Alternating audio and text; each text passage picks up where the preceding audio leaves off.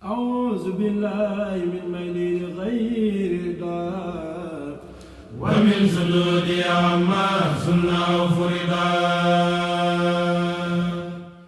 sunu xikma tey mu ngi jëm ci ñetti ngànnaay yi tasawuf ngànnaayoo.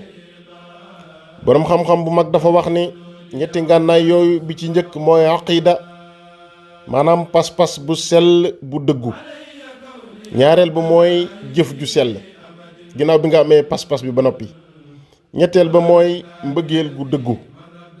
waaye mbëggeel gi am njariñ ci diine mooy mbëggeel gi tegu ci am xel te xel ma tegu ci xam-xam.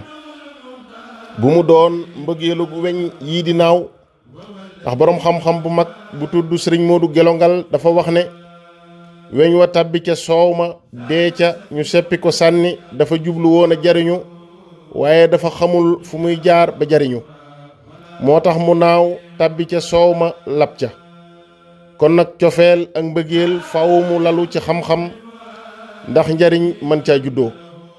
yàlla na nu borom bi defal cofeel gu lalu ci xam-xam.